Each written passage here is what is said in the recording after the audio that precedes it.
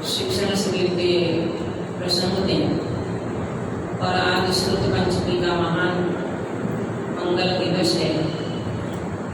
हम सब मुमुक्षु आत्मा की जीव अपना आत्मा कल्याण करना चाहते हैं। अभी हम मंगलाचरण में अंत में बताया, होहु मेरी ऐसी दशा जैसी तुम्हारी है। ये पंच परमेश के भगवंतों को वंदन करते हुए हमारे अंदर में एक भावना होनी चाहिए, एक लक्ष्य होना चाहिए, एक गोल बनना चाहिए कि वास्तव में हम इन जिन मंदिर में या स्वाध्याय में या किसी भी प्रकार की धार्मिक प्रवृत्ति अगर करते हैं तो क्यों करते हैं, और ये धार्मिक प्रवृत्ति के पीछे अगर हमारा कोई लक्ष्य नहीं है, लक्ष्य का मतलब सांसारिक कार्यों के लक्ष्य की बात यहाँ नहीं है। यहाँ स्वर्ग के सुखों की प्राप्ति करने का भी कोई लक्ष्य नहीं है। यहाँ बात करी है पहले आत्मा की, कैसा जीव लेना, आत्मा की जीव की बात है। हमारा हेडिंग भी दिया हुआ है। हम जिस विषय पे चर्चा करने जा रहे हैं वो विषय का नाम क्या दिया है? बोल में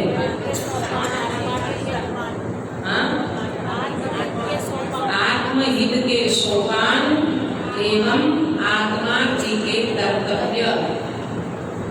आया समझ में? दोपहर को भोजन में क्या खाया था, कैसे याद रहता है? कल इसीलिए तो बताया जीव को रुचि होना चाहिए। अरे अपने रुचि का विषय कैसे भूले जीव? हाँ, अपने रुचि का विषय भूला नहीं जाता। जीव को अपने अंदर में आत्महित करने की, इसलिए पहला कल मैंने आपको बताया था कि पहले जीव को आत्महित की सच्ची भावना होनी चाहिए। क्या बोला? आत्महित की सच्ची भावना होनी चाहिए। तो क्यों हमारी आत्महित की झूठी भावना है क्या? हम सुबह से लगे रहे इतनी गर्मी में, इतना घंटा बैठना, विधान करना, प्रवचनों सुनना, ये सारा का सारा हम जो कुछ कर रहे हैं, तो क्या हमारी भावना झूठी है? समझना, टोडरमल साहिब ने मोक्ष मार्ग प्रकाशक में एक बात कही है। एक जीव वो है जो दया दान आदि क्रियाएं करते हैं, वो जीव सम्यक्त्व का अधिकारी नहीं है। और एक जीव वो है जो तत्व का चिंतन करता है, तत्व का विचार करता है और तत्व का निर्णय करने का पुरुषार्थ करता है, वो जीव सम्यक्त्व का अधिकारी है। ऐसा क्यों बोला? ऐसा क्यों बोला कि दया दान व्रत नियम करने वाले जीव को वास्तव में अंदर में आत्महित करने की भावना है नहीं। तभी तो बोला मुनिव्रत दान अनंत बार ग्रेवक उपजायो, पेरिज आत्म ज्ञान विना सुख लेस न पायो। द्रव्यलिंगी मुनि बनकर के ये कोई हमारी वर्तमान में हम किसी और के सामने दृष्टि नहीं करें, हम स्वयं अपना भूतकाल का विचार करें कि ये जीव ने भूतकाल में कितनी बार द्रव्यलिंगी मुनि बना। हाँ, हम सब कितनी बार द्रव्यलिंगी मुनि बने हैं।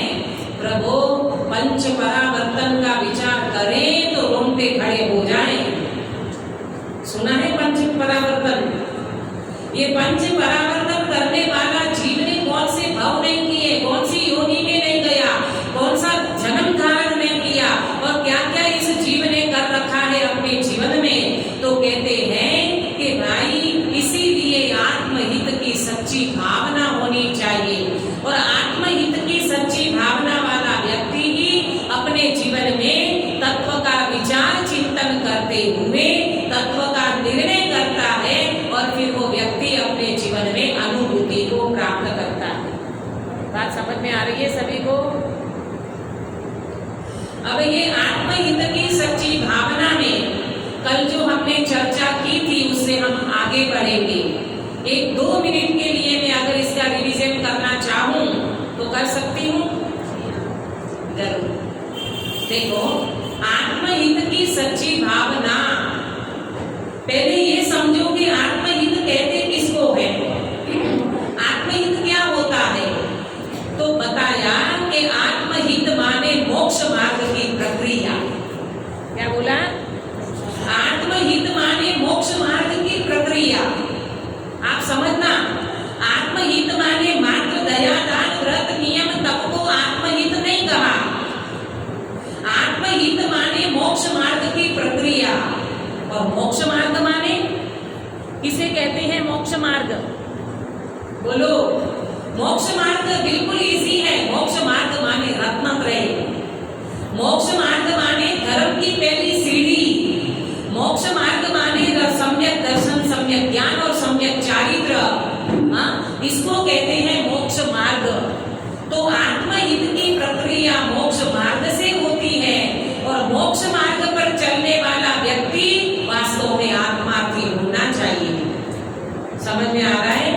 अब ये जो आत्मार्थी जीव है, कल हमने आपको जो बातें बताई थी वो जरा याद करो कि आत्मार्थी जीव कैसा होना चाहिए, आत्महित करने वाला व्यक्ति कैसा होना चाहिए। बोले गर्जी होना चाहिए। कैसा होना चाहिए? गर्जी होना चाहिए। आत्म कल्याण की गरज होना चाहिए। हमें गर्जी है कि हमें गरज है कि नहीं है? लोक व्यवहार में तो हम कितनी गरज रखते हैं। कल बताया था कि अपने बच्चे की तबीयत ठीक नहीं होती है तो हम डॉक्टर की कितनी गरज रखते हैं। हमारा केस फंसा हुआ है तो हम वकील की कितनी गरज रखते हैं। आया ना समझ में? हमारे बच्चे का एडमिशन नहीं हो रहा है तो हम कॉलेज में कितने धक्के खाते हैं और वहाँ के प्रोफेसर टीचर जो भी होती है उनकी कितनी गरज रखते हैं। क्या ऐसी गरज है हमें मोक्ष मार्ग की? सेल्फ ऑब्जर्वेशन, अपना निरीक्षण स्वयं को करना है। हम सबको करना है कि वास्तव में इतने सालों से प्रवचन सुनते हैं, इतने सालों से क्रियाएं कर रहे हैं, इतने सालों से तमाम प्रकार की मोक्ष मार्ग की नैमित्तिक क्रियाएं कर रहे हैं। प्रभु, आज तक इस जीव को तत्व निर्णय क्यों नहीं हुआ?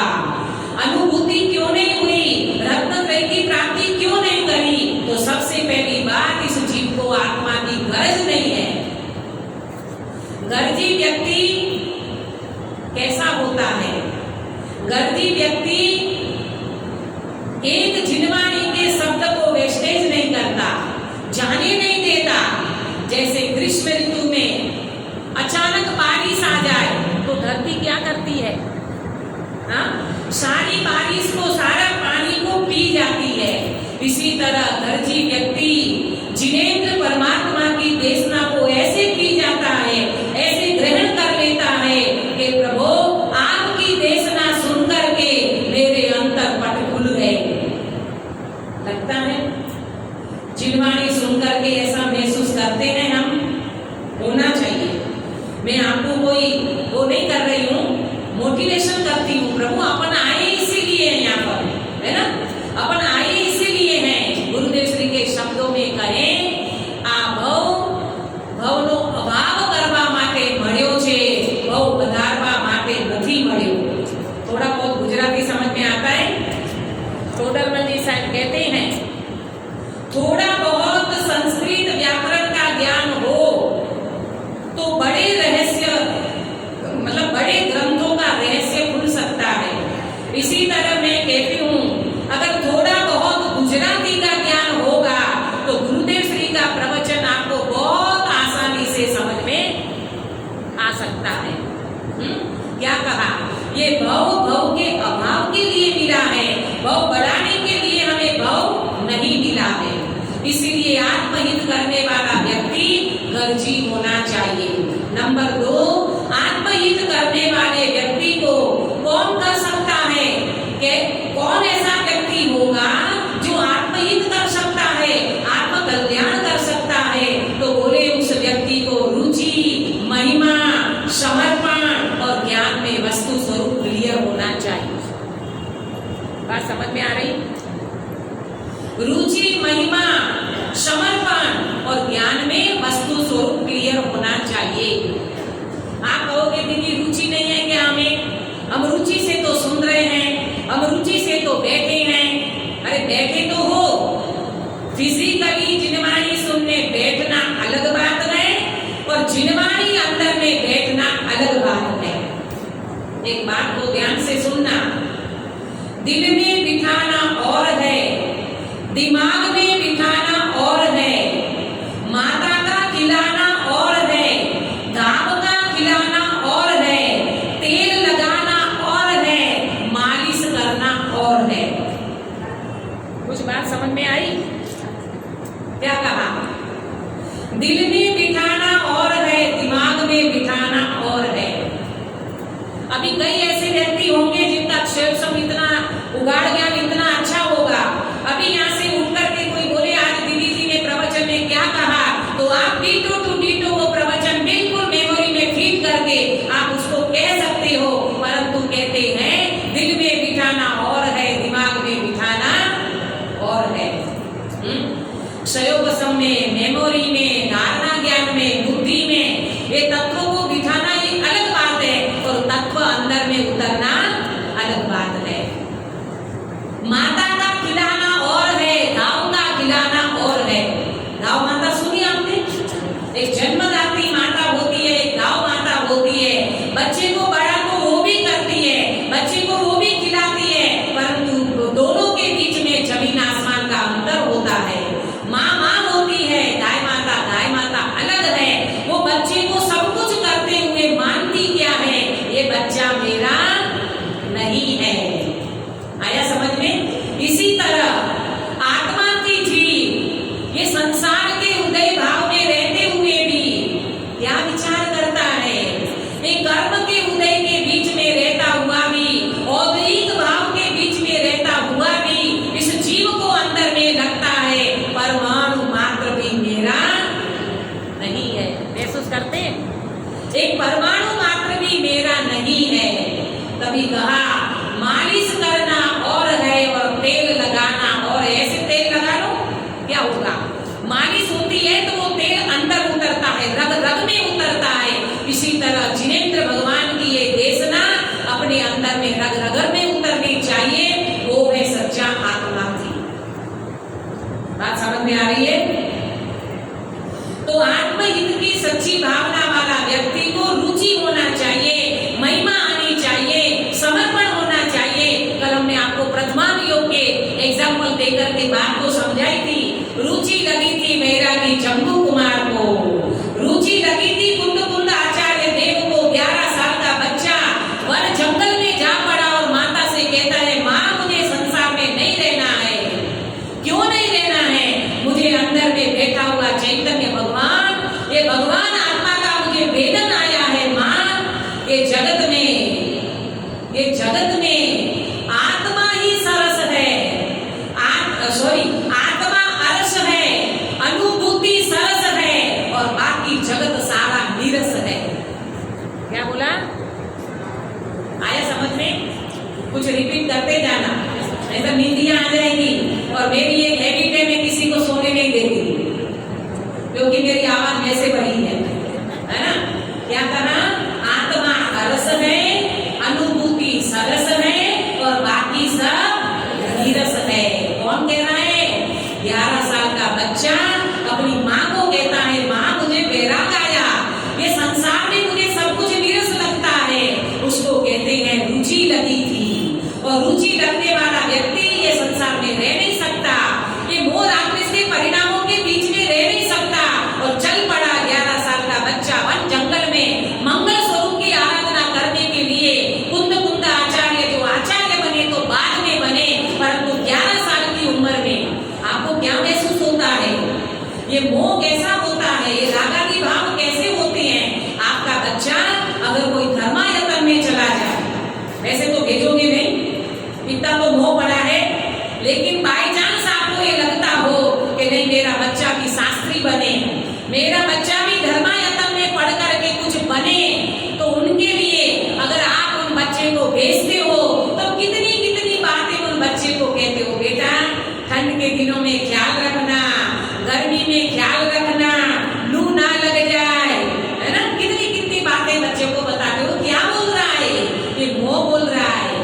ये अंदर में बैठा हुआ मोह बोल रहा है, परंतु बैरागी कुंद कुंद का जीव माता से कहता है, माँ तू मेरा राग मत करना, मुझे अब भव नहीं करना है, मुझे तो भगवान बनने का मार्ग प्रशस्त करना है।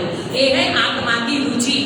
दूसरे नंबर में महिमा की बात करी थी। महिमा किसको आती है? अपने ध्रुव भगवान आत्मा की महिमा। अरे जिस जीव को महिमा आई, इंद्रभूति गौतम एक बार का वो ब्राह्मण था, कितने शिष्य का गुरु? 500 शिष्य का गुरु। ऐसे इंद्रभूति ब्राह्मण को महिमा आई, जब वो श्लोक का अर्थ नहीं कर पाए, कहते ना इंद्र श्लोक का अर्थ नहीं कर पाए, एक बार तो ऐसे अहम में खड़े हुए थे। कौन होते हैं तुम्हारे महावीर और कौन होते हैं तुम्हारे सर्वज्ञ? इसलिए तो कहते हैं अहंकार व्यक्ति को झुकने नहीं देता। ध्यान से सुनना, क्या बोला? अहंकार व्यक्ति को झुकने नहीं देता। और कहा झुकता वही है जिसमें जान है, अकड़ता तो खास मुर्दे की पहचान है। क्या बोला? झुकता वही है जिसमें जान है, अकड़ता तो खास मुर्दे की पहचान है। समझ में आया? कुछ हिंदी में बोल रही हूँ। जो व्यक्ति झुकता है उसको जिंदा कहा, और अकड़ व्यक्ति को क्या कहा? मुर्दे के समान है। तभी तो श्रीमद् राजचंद्र जी ने एक बात कही, मान न हो तो अत्रे मोक्ष हो। क्या बोला? मान न हो तो अत्रे मोक्ष हो।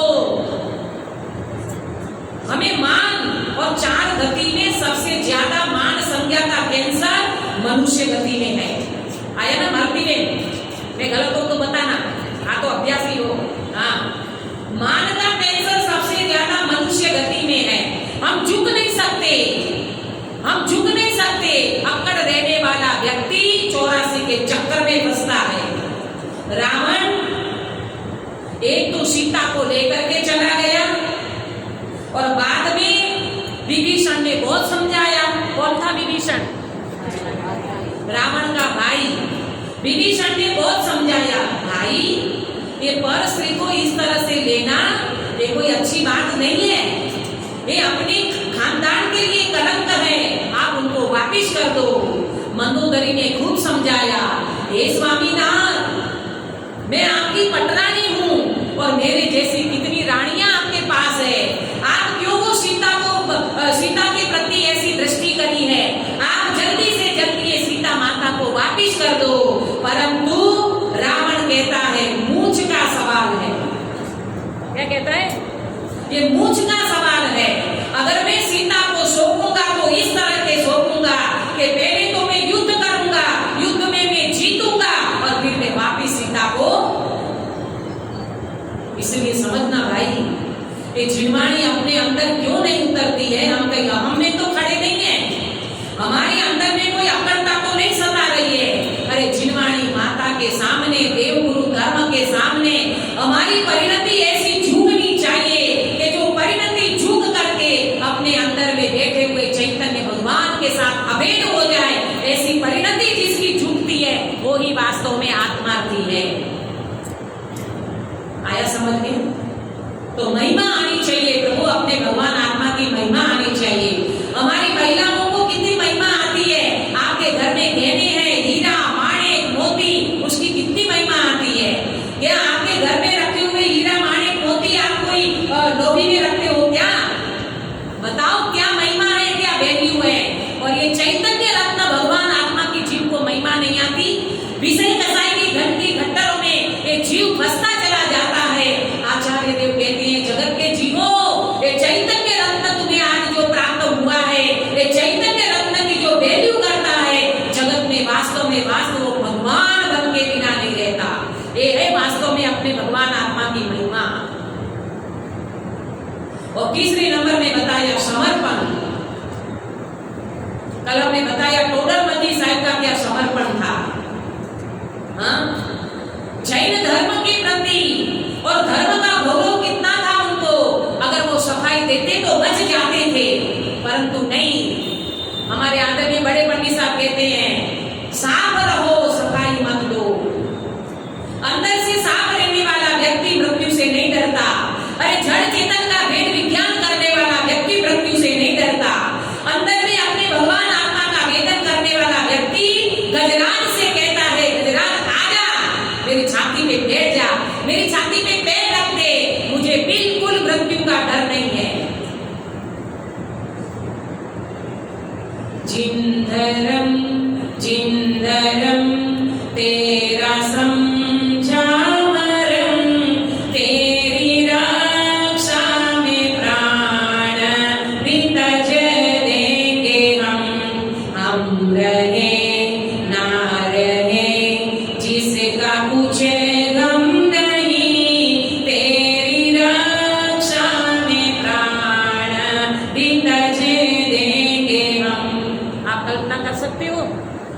तेरापंथी मंदिर जयपुर का, जहां टोडरमल जी साहब की सभा लगती थी, 1200 मुमुक्षु अपने सागर में बैठते थे।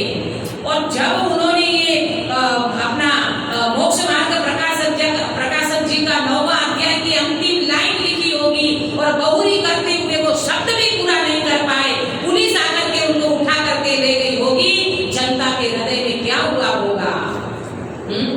परंतु टोडरमल जी साहब वो टोडरमल जी साहब थे जिन्होंने अंदर में बैठा हुआ अशरीरी भगवान आत्मा का अनुभव कर लिया था।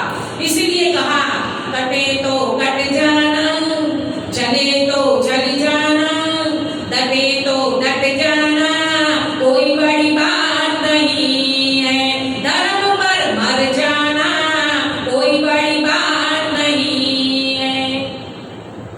समझ में आ रहा है क्या बोला? कटे तो कट जाना, डटे तो डट जाना, चले तो चल जाना, कोई बड़ी बात नहीं है, गजराज आ जाओ आ जाओ। प्रभु, ये कब होता है? जीव को अंदर में अपने चैतन्य भगवान आत्मा के प्रति जब समर्पण आता है, एक आत्मा ही जीव को सर्वस्व भाषित होता है, वो व्यक्ति का ऐसा समर्पण होता है, जिन धर्म के लिए, जिन शासन के लिए वो व्यक्ति बिल्कुल दरकार नहीं करता मेरा क्या होगा, मेरा क्या होगा, मैं वो चैतन्य तत्व हूँ, मैं वो वज्र की दीवार हूँ, मेरे अंदर में मेरे शरीर का प्रवेश तक नहीं है, फुल्ली से इफेक्टलेस। क्या बोला? फुल्ली से भगवान आत्मा इफेक्टलेस, किसी भी प्रकार का इफेक्ट नहीं हो सकता, ऐसा मैं चैतन्य भगवान हूँ। और ये समर्पण के साथ टोडरमल जी साहब ने अपना जीवन कुर्बान कर दिया धर्म के लिए। ऐसे अकलंक निकलंक क्या समर्पण था उनका, ऐसे हमारे सीता माता क्या समर्पण था उनका। आर्यपुत्र रामचंद्र जी कहते हैं हमारी माताओं को एक बहुत अंदर से सोचना चाहिए। बताओ, सीता माता जब रामचंद्र जी कहते हैं, हे प्रिया मेरा प्रोग्राम कैंसिल हो गया है, हाँ, जो राज्य सिंहासन में बैठने वाले थे उनका वनवास हो रहा है। लेकिन देखो तो सही, धर्मात्मा वो जीव होते हैं, न उनको दशरथ के प्रति कुछ परिणाम आए, न उनको कैकेयी के प्रति कुछ विषमता आई। कहते हैं हर परिस्थिति में मैं संभाव रख सकता हूँ, क्योंकि मुझे अंदर में बैठा हुआ भगवान आत्मा अनुभव में आया हुआ है। आपको पता है ना, रामचंद्र जी तब वो मोक्षगामी जीव आज मोक्ष सिद्धालय में जो विराजमान है। सीता को कहती है, प्रिया तुम महलों से बाहर कभी निकली नहीं हो, तुमने कभी महल से बाहर पैर नहीं रखा है। हे प्रिया, आप यहाँ रहिए, महलों में निवास करो, और मैं और लक्ष्मण हम दोनों भाई कहाँ जाएंगे? वन में जाएंगे, वनवास जाएंगे। सीता माता ने क्या जवाब दिया और आज की हमारी माताएं क्या कहती? जाओ, तुम्हें जहाँ जाना होगा जाओ, हम तो मोबाइल लेकर के बैठे, हमारे लिए टाइम पास के लिए हमारे पास मोबाइल है, बच्चे स्कूल चले जाएंगे, पूरा दिन बच्चे नहीं आएंगे, हमारे पास तो मोबाइल है। नहीं, वो सती सीता माता, मैं सनावती मैडम को कुछ नहीं कह रही हूँ, बहुत समर्पित जीव हो आप लोग, हाँ आया ना समझ में। तो सीता माता ने जवाब दिया, वो जवाब सुनने लायक है। आप समझो, एक पतिव्रता स्त्री ने अपना सर्वस्व पति को समर्पित कर दिया। अरे यहाँ तक की बात आती है कि सीता माता ने रामचंद्र जी के लिए सर्वस्व समर्पण किया। आप खुद को बताइए, जितनी शादीशुदा महिलाएं बैठी होंगी, आपने जब आपके पति को सर्वस्व समर्पण किया होगा, आपका मायने की एक वस्तु नहीं रहती है, आपका इवन गोत्र भी बदल जाता है। बदलता है कि नहीं? गोत्र बदल जाता है। एक पुरुष के लिए जब इतना समर्पण एक पत्नी दे सकती है, तो समझना ये अंदर में बैठा हुआ आत्मराम, इनके लिए अपना कोई समर्पण नहीं, इनके लिए अपना कोई समर्पण नहीं। सीता कहती है, हे आर्यपुत्र, मैंने महलों से शादी नहीं की है, मैंने आपसे शादी की है। आपकी छाया बन करके रहूंगी, जहां आप रहोगे वहां मैं रहूंगी, मुझे ये प्रतिकूलता बिल्कुल कुछ नहीं लगती है। ये थी समर्पण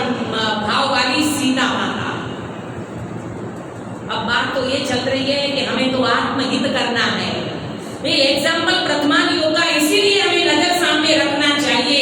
एक लोक व्यवहार में भी व्यक्ति का इतना समर्पण होता है तो मोक्ष मार्ग में आत्महित करने वाले व्यक्ति का समर्पण कैसा होना चाहिए। गुरुदेव श्री कहते थे, मने बद्धा मगर चाल से मने आत्मा मगर नहीं चाले। क्या बोलते थे गुरुदेव श्री? मने बद्धा मगर चाल से मने आत्मा मगर नहीं चाले। और आज हमारी आवाज क्या निकलती है? हमें किसी के बिना नहीं चलेगा, बाबा भी चाहिए, बच्चे भी चाहिए, नाती भी चाहिए, पोती भी चाहिए, घर में हर कोई व्यक्ति चाहिए। और आत्मा बताओ, तभी तो कहते हैं हमारी रुचि कहाँ जा रही है, हमें आत्महित करने की भावना क्यों जागृत नहीं होती है। वो इसलिए मैं आपको बुलाना नहीं दे रही हूँ प्रभु, अगर अपने अंदर में ऐसा हो तो उसको निकालो, रुचि महिमा समर्पण लाओ और जल्दी से जल्दी अपना आत्म कल्याण करने का समय हो चुका है। क्यों? क्योंकि टाइम, समय जो है वो किसी की राह नहीं देखता। ये जो घड़ी है ना, ये घड़ी किसी की राह नहीं दिखती है। तभी तो कहा, टिक टिक करके घड़ी सभी को मानो यह सिखलाती है, करना हो सो जल्दी कर लो, घड़ी बीतती। क्या करें प्रभु? आत्महित करने की भावना अगर अंदर में जागृत हुई है तो रुचि महिमा समर्पण और ज्ञान में वस्तु स्वरूप क्लियर होना चाहिए। हमने आपको बताया था जिनागम अगाध है, परंतु जिनागम की जो अपेक्षा है वो अपेक्षा हमारे ज्ञान में बिल्कुल क्लियर होना चाहिए। राग पुद्गल का है तो किस अपेक्षा से, और राग जीव का है तो किस अपेक्षा से, ये सारी क्लियरिटी हमारे ज्ञान में होना चाहिए।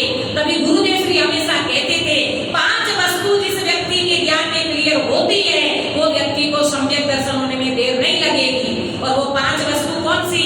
निश्चय व्यवहार, निमित्त उपादान और क्रमबद्ध पर्याय। ये 5 का नाम गुरुदेव श्री हमेशा लेते थे। मुझे लगता है सनातन की एक भी साधर्मी या मुमुक्षु भाई बहन ऐसे नहीं होंगे कि जिनको ये 5 चीजें अपने ज्ञान में क्लियर नहीं होंगी। क्यों भाभी जी? है ना? इतना तो सालों से कर रहे हो ना, अभ्यास सालों से लगे हैं ना अपन इंग्लिश में, तो फिर प्रश्न नहीं होता अंदर में कि फिर अटके कहाँ है। वो अटकन वाली बात मैं आपके सामने रखना चाहती हूँ कि भाई मैं भी साथ में हूँ, मैं आपको अकेले को उपदेश नहीं दे रही हूँ, मैं भी आपके साथ में हूँ भाई। अपने अंदर में रही हुई कमी, अपने अंदर में रही हुई कोई किसी भी प्रकार की कचाश, उसको निकालना चाहिए। आत्मार्थी भी कोई होता है लक्ष्य से कभी भ्रष्ट नहीं होना चाहिए। क्या बोला? आत्मार्थी वो होता है अपने लक्ष्य से कभी भ्रष्ट नहीं होना चाहिए। लक्ष्य बिंदु का कभी न हम पता लगा सके, खोजते रहे सदा मगर न पंथ पा सके। क्यों? मंजिल को क्यों नहीं पा सके हम? क्योंकि हम लक्ष्य से भ्रष्ट हो जाते हैं, हमारा कोई लक्ष्य नहीं रहता है। और जब हम मंदिर जी में आते हैं, स्वाध्याय में बैठते हैं, हमारा एक ही लक्ष्य होना चाहिए, प्रभु मुझे तो भगवान आत्मा की प्राप्ति करना है, अनादि काल में रहा हुआ पेंडिंग काम मुझे करना है। सुने बता रहे थे सम्यक दर्शन प्राप्त करना है, तो सम्यक दर्शन के पेंडिंग में पड़ा हुआ काम है। कब से पेंडिंग में पड़ा है सम्यक दर्शन? अनादि काल से। वो काम को पहले उठाओ। हमारे पुरुष वर्ग जब मार्च एंडिंग का समय आता है क्या करते हो? हाँ, एक भी काम पेंडिंग में नहीं रखते हो, सारे साल भर का हिसाब किताब चुनते करते हो। इसी तरह अनादि काल का पेंडिंग में पड़ा है हमारा सम्यक दर्शन। वो सम्यक दर्शन को प्रथम में प्रथम प्राप्त करना हो तो आत्महित की सच्ची भावना होनी चाहिए। रुचि महिमा समर्पण और ज्ञान में वस्तु स्वरूप क्लियर होता है, वो व्यक्ति वास्तव में आत्मार्थी कहलाता है।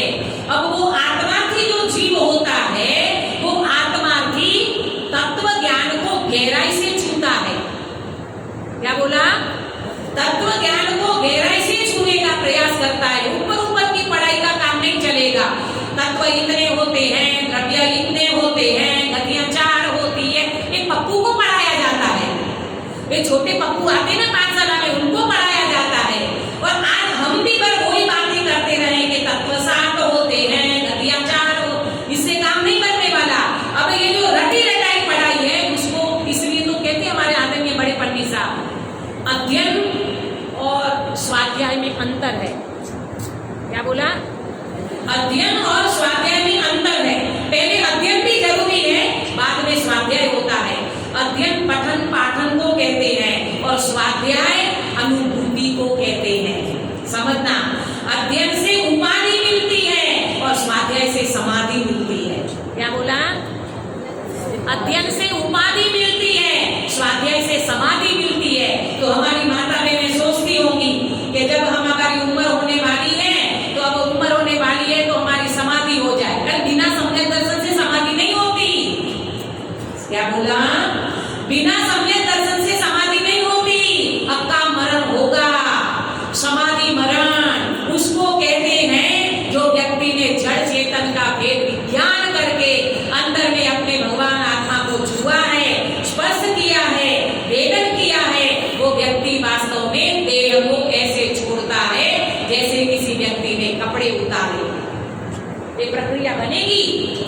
हम ये प्रक्रिया करने वाले हैं क्योंकि इस मनुष्य भाव में हम क्या बोलते, इस मनुष्य भाव में आकर के हम कोई लॉस में जाने वाले नहीं है। बनिया होते ना, बनिया गुरुदेव श्री बोल कहते वाणियों लाभ वगैरह क्या रे लोटे नहीं।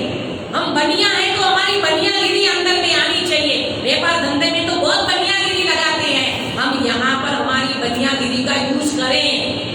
एक भी समय हमारा वेस्टेज न जाए। समय, शक्ति, बुद्धि, ज्ञान और उपयोग को बर्बाद मत करो भाई। ये सारी समय शक्ति आत्मा में लगाओ। समय चला जाएगा फिर कुछ हाथ में आएगा नहीं। तो आज की चर्चा को मैं यहाँ एक पॉइंट आगे लेके जाती हूँ, समय हो रहा है। हाँ, आज की चर्चा में जो आत्मार्थी जीव है, ध्यान से सुनना, आत्मार्थी जीव कभी किसी से शिकायत नहीं करता। क्या क्या चर्चा है आज की? आत्मार्थी जीव कभी किसी से शिकायत नहीं करता। जब आपने तत्व ज्ञान को इतना गहराई से छुआ है तो फिर हमारे जीवन में दो चीज बहुत अच्छी तरह से समझ में आ जाना चाहिए। एक बात है, जो भी कुछ होता है बाहर वो उदय अनुसार होता है, और अंदर में जो भी कुछ हो रहा है वास्तव में मैं इसका मात्र ज्ञाता दृष्टा चैतन्य भगवान हूं। अब यहाँ पर हमारी परीक्षा होती है कि जो भी कुछ हो रहा है वो सारा का सारा उदयाधीन परिस्थिति है। कर्म की चित्र विचित्रता को समझने वाला व्यक्ति कभी क्यों और कैसे ये प्रश्न कभी नहीं करता। अगर आपने कर्म थियरी को प्रॉपर समझी है तो ये क्यों हुआ, ये कैसे हुआ, ये प्रश्न कभी भी आत्मा की जीव को नहीं आता। बात समझ में आ रही है? हम अगर आत्मा की जीव हैं तो हमारी किसी से शिकायत नहीं होना चाहिए। बोलो, 24 घंटा शिकायत में जाता है कि समाधान में? 24 घंटा कहाँ जाता है? शिकायत में जाता है।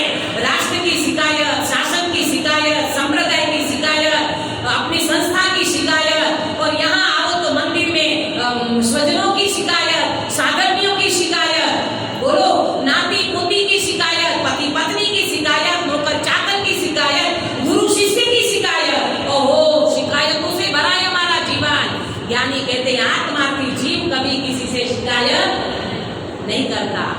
क्यों? हमने कर्म थियरी नहीं पढ़ी। अब मैं थोड़ी प्रैक्टिकल चर्चा में जा रही हूँ, अगर आपको सुनना हो तो ध्यान से सुनना। जन्म से लेकर आज तक का जो भी कुछ हमारा हुआ है, क्या वो आपने किया है कि उदयाधीन हुआ है? उदयाधीन हुआ है ना। आपने किस चीज में आपने चॉइस की है? आपने माँ बाप को चॉइस किया था, आपने आपके पुत्र का चॉइस किया था, आपने आपके पति का चॉइस किया था। वो तो कहोगे हाँ हमने तो किया था। आजकल की लड़कियां, आज समय बदल गया, जनरेशन एक बोलते हैं, बहुत समय परिवर्तित हो गया। एक समय ऐसा था, आर्य संस्कृति हमारी कहती है एक समय ऐसा था, माता पिता लड़के को देखने जाते थे, बच्ची को पता ही नहीं रहता था। और आज क्या हो गया मैं नहीं बोलूंगी, क्योंकि वो संस्कृति है नहीं हमारी। वास्तव में देखा जाए तो आप कहोगे टाइम चेंज हो गया दीदी, समय बदल गया। ठीक है भाई, ठीक है। तो बात ये चल रही है कि भाई कर्म की थियरी को समझने वाला व्यक्ति उदय की कभी भी शिकायत नहीं करता। इसलिए 3 वस्तुओं को समझना। एक होता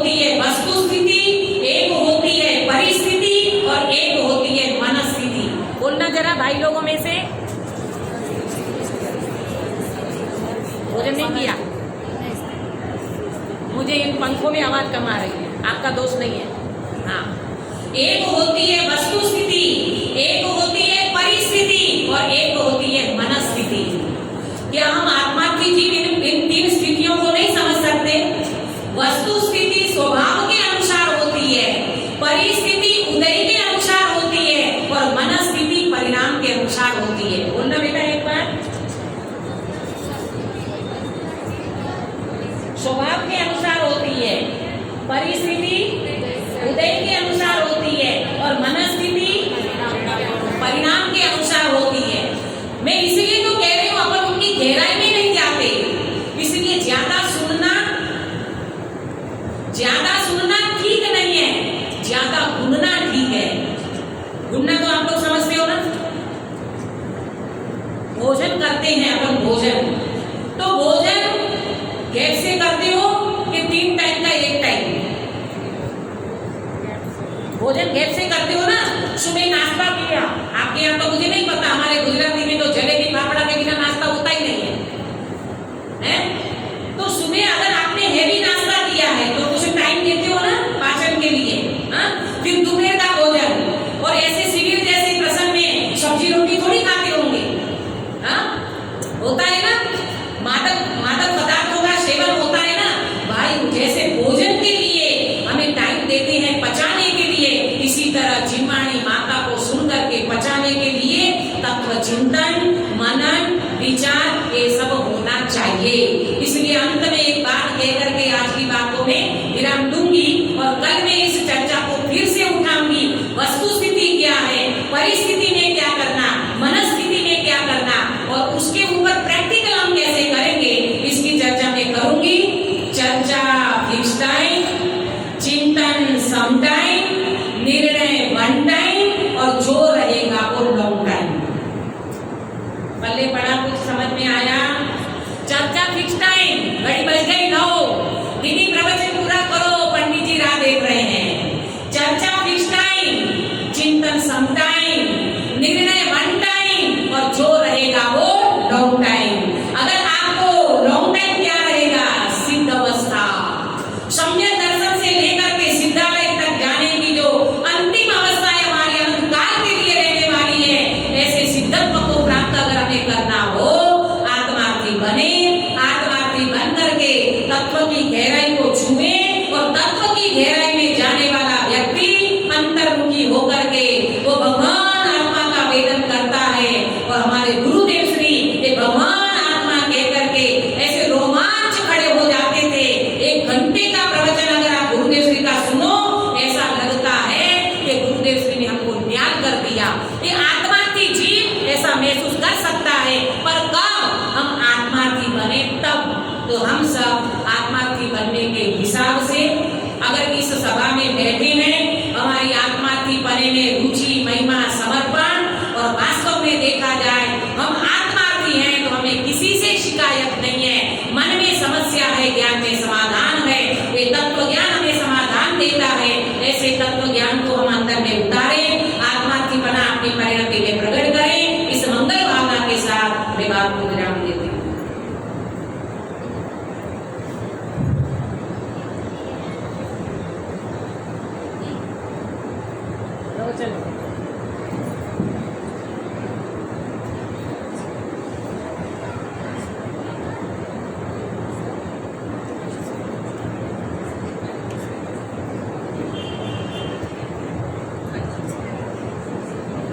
मैं पंडित अभिषेक जी को